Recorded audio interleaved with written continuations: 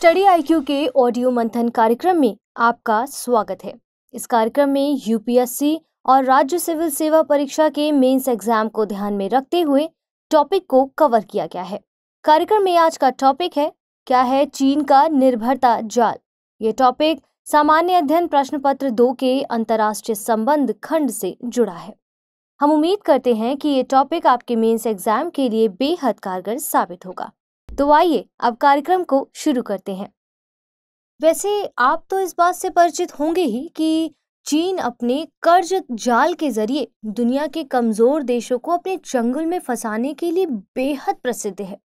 अब एक बात और जान लीजिए कि ये चीन के कूटनीतिक विस्तार की रणनीति है।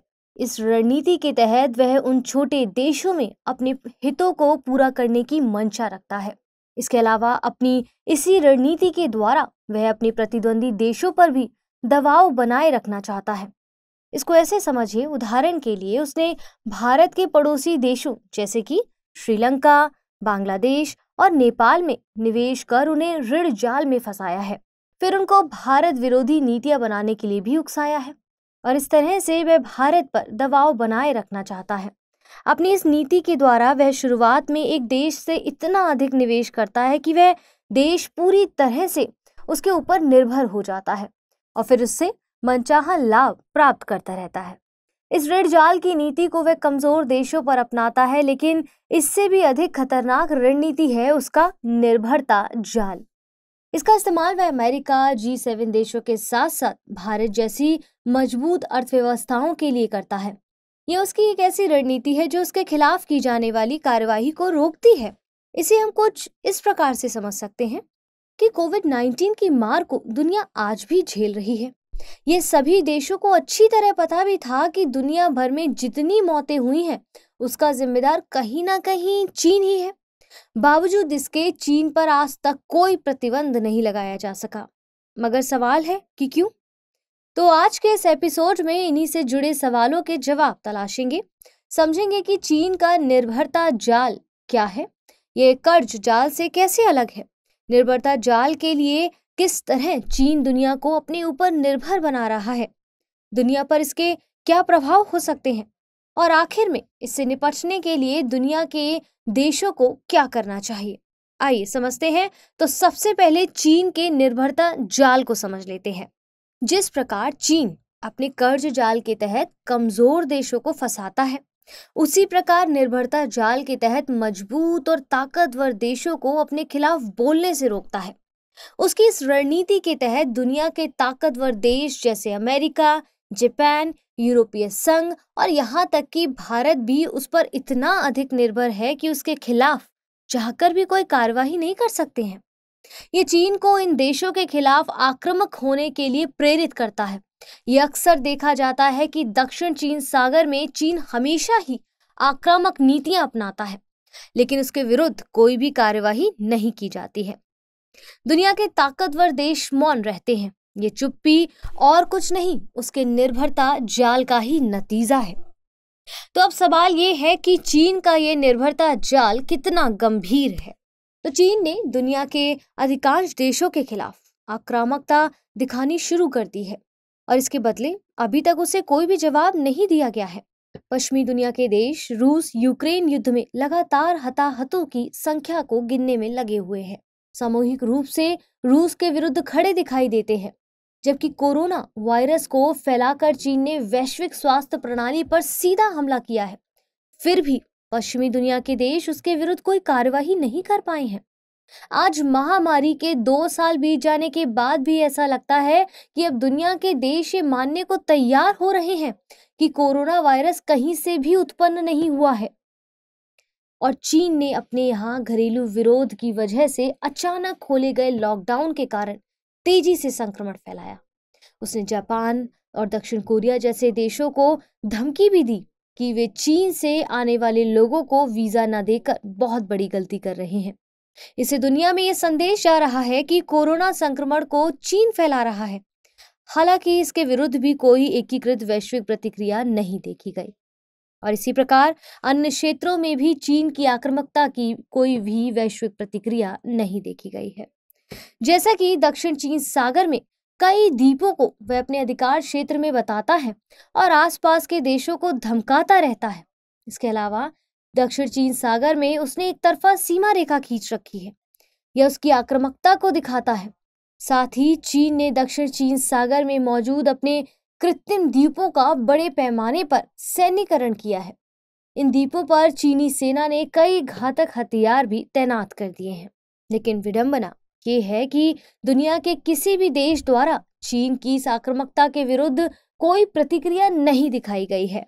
और इसी तरह ताइवान को वह सैन्य कार्रवाई की धमकी देता रहता है और उसे चीन में मिलाने की कोशिश करता है, उस पर अपनी नीतियां थोपता है। लेकिन बावजूद इसके दुनिया की ओर से चीन के विरुद्ध कोई कठोर प्रतिक्रिया नहीं देखी गई है। इसके अलावा कई रिपोर्ट्स में दावा भी किया गया था कि 2017 से 2019 तक चीन के शिनजियांग प्रांत में उइगर मुस्लिमों और अन्य मुस्लिम समूहों को उनके मूल अधिकारों से वंचित कर दिया गया था।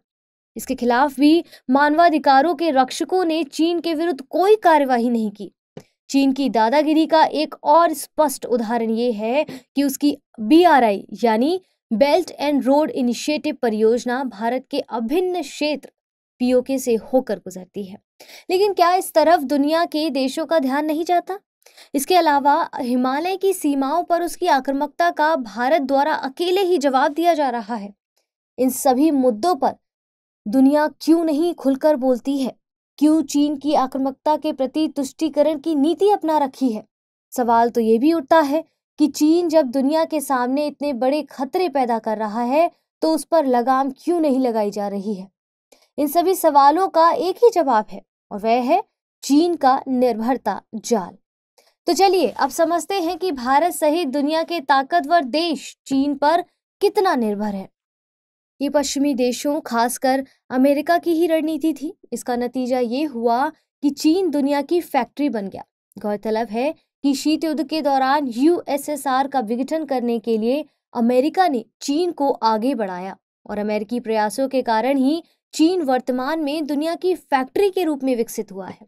निवेश के साथ साथ चीन पर पश्चिम की निर्भरता किस हद तक बढ़ गई है, आप इसे इस तरह से समझ सकते हैं कि कोरोना वायरस के प्रकोप के दौरान जब चीन से टॉयलेट रोल की आपूर्ति श्रृंखला बाधित हो गई तो न्यूयॉर्क में स्वच्छता की समस्या पैदा हो गई थी।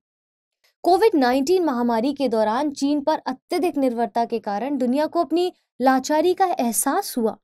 लेकिन निर्भरता इतनी अधिक थी कि प्रबल इच्छा के बावजूद इसका तुरंत विकल्प तलाशा नहीं जा सका। चीनी आक्रामकता से पीड़ित जापान जैसे देश भले ही इसकी आलोचना करते हों, लेकिन चीन के साथ उनका व्यापार लगातार बढ़ता रहा है। वर्ष 2022 में जापान का चीन के साथ कुल वस्तु व्यापार रिकॉर्ड $6.3 ट्रिलियन तक पहुंच गया और इस तरह से यह 2021 की तुलना में 7.7% अधिक है। जबकि 2022 में जापान को होने वाले चीनी निर्यात में 2021 की तुलना में 3.87% की वृद्धि देखी गई है। इसके अलावा चीन में करीब 1,08,000 जापानी नागरिक रहते हैं, जबकि जापान में चीनी नागरिकों की संख्या तकरीबन 8 लाख है। अगर FDI प्रत्यक्ष विदेशी निवेश की बात करें तो 2020 के आंकड़ों के अनुसार चीन से जापान को $0.5 बिलियन की FDI प्राप्त हुई है, जबकि इस अवधि में जापान से चीन को $3.4 बिलियन की FDI प्राप्त हुई थी। इस तरह आज जापान चीन के विदेशी निवेश का तीसरा सबसे बड़ा स्रोत है। साथ ही जापान चीन का तीसरा सबसे बड़ा व्यापारिक साझेदार है। वहीं चीन जापान का सबसे बड़ा निर्यात बाजार और व्यापारिक भागीदार है। यह जापान के कुल व्यापार का 20% से अधिक का प्रतिनिधित्व करता है। और इसी तरह चीन पर निर्भरता के मामले में अमेरिका सहित अधिकांश प्रमुख देशों की कहानी भी कुछ ऐसी ही है। अमेरिका किसी भी अन्य देश की तुलना में चीन से अधिक आयात करता है। चीन अमेरिका के लिए सबसे बड़े निर्यात बाजारों में से एक है। चीन से US में किया जाने वाला वस्तुओं का निर्यात 2001 में लगभग $100 बिलियन से बढ़कर 2021 में $500 बिलियन हो गया। इसके अलावा चीन अब कनाडा, मैक्सिको के बाद संयुक्त राज्य अमेरिका के लिए तीसरा सबसे बड़ा निर्यात बाजार बन गया। अमेरिकी कंपनियां चीन में बिक्री से सालाना अरबों डॉलर कमाती हैं और इस प्रकार जब चीन में अमेरिका के इतने ज्यादा हित निहित हैं तो वह चीन के खिलाफ क्यों खुलकर बोलेगा। वो अलग बात है कि डोनाल्ड ट्रंप के समय चीन के साथ ट्रेड वॉर देखी गई थी, लेकिन इसका कुछ खास ज्यादा असर दिखाई देने को नहीं मिला। इसी तरह 2020 में चीन ने दक्षिण कोरिया को 110 बिलियन डॉलर का निर्यात किया। वहीं इसी अवधि में दक्षिण कोरिया ने चीन को 131 बिलियन डॉलर का निर्यात किया और इस तरह से पिछले 25 वर्षों के दौरान दक्षिण कोरिया से चीन को किया जाने वाला निर्यात 11.1% की वार्षिक दर से बढ़ा है। वहीं जनवरी से जुलाई 2022 तक दोनों देशों के बीच व्यापार 214.9 अरब डॉलर तक पहुंच गया, जिसमें साल दर साल 8.9% की वृद्धि हुई और यह चीन के कुल विदेशी व्यापार का 5.9% है। उसी प्रकार चीन पर यूरोपीय संघ की निर्भरता भी किसी से छुपी नहीं है। साल 2021 में यूरोपीय संघ ने चीन से लगभग 472 बिलियन यूरो का वस्तु आयात किया। वहीं इसी अवधि में केवल 223 बिलियन यूरो का ही निर्यात भी किया। इस प्रकार वस्तु व्यापार में यूरोपीय संघ का चीन के साथ लगभग 50% का घाटा है। अगर सेवा व्यापार की बात करें तो साल 2021 में यूरोपीय संघ ने चीन को लगभग 57 बिलियन यूरो का सेवा निर्यात किया, वहीं लगभग 36 बिलियन यूरो का आयात किया।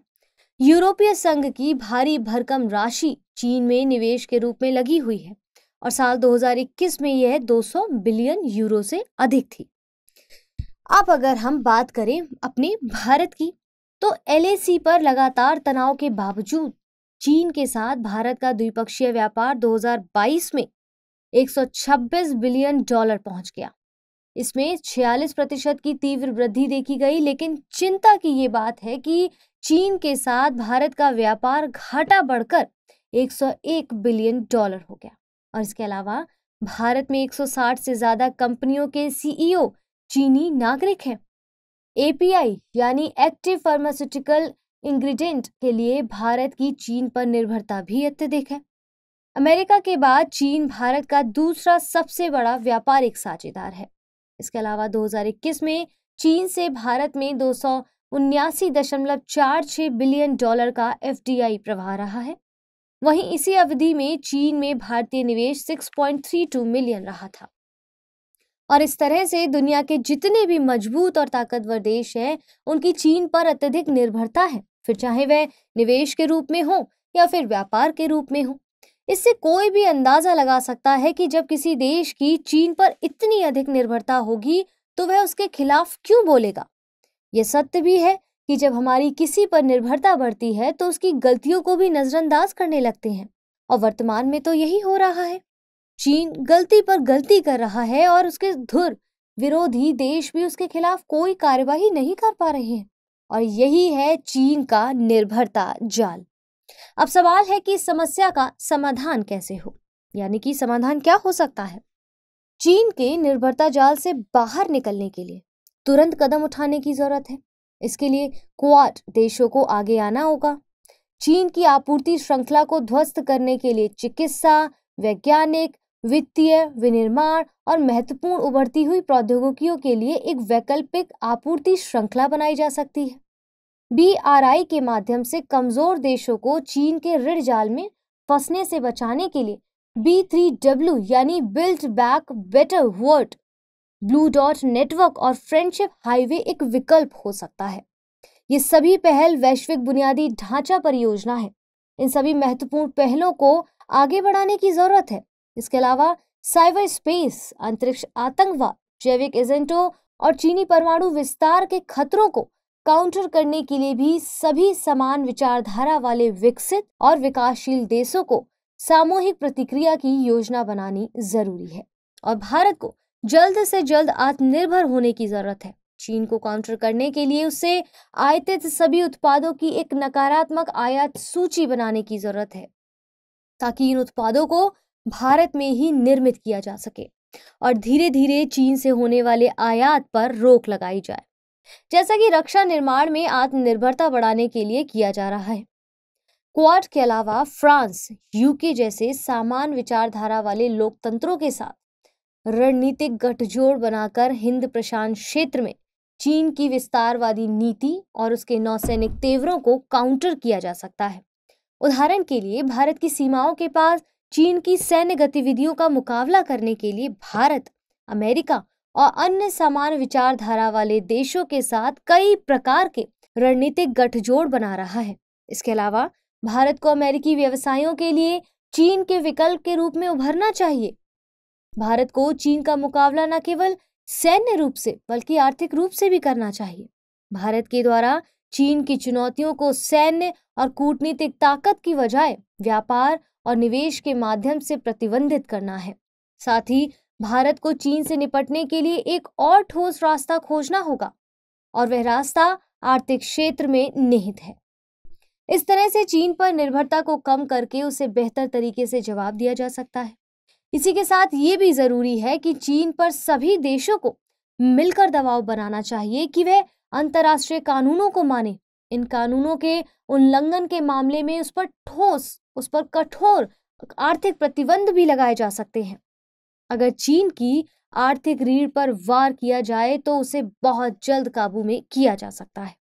चीन को काउंटर करना भारत के लिए बहुत ही जरूरी है, क्योंकि चीन भारत का एक पड़ोसी देश है और दोनों देश एक लंबी सीमा एक दूसरे के साथ साझा करते हैं। ये भी सत्य है कि दुश्मन बदले जा सकते हैं, लेकिन पड़ोसी नहीं। उस पर केवल लगाम लगाई जा सकती है और तभी चीन के इस निर्भरता जाल से बाहर निकला जा सकता है। तो चलिए, हमेशा की तरह अपना पेन और पेपर निकालिए और जल्दी से आज के मंथन पर आधारित एक सवाल को नोट कर लीजिए। आज का आपका सवाल है, चीन की निर्भरता जाल से बाहर निकलने के लिए भारत दुनिया का सबसे अच्छा विकल्प है? तर्कपूर्ण उत्तर दीजिए। तो फिलहाल के लिए आज के ऑडियो मंथन में इतना ही। जल्द मिलेंगे एक और नए टॉपिक के साथ। तब तक के लिए धन्यवाद।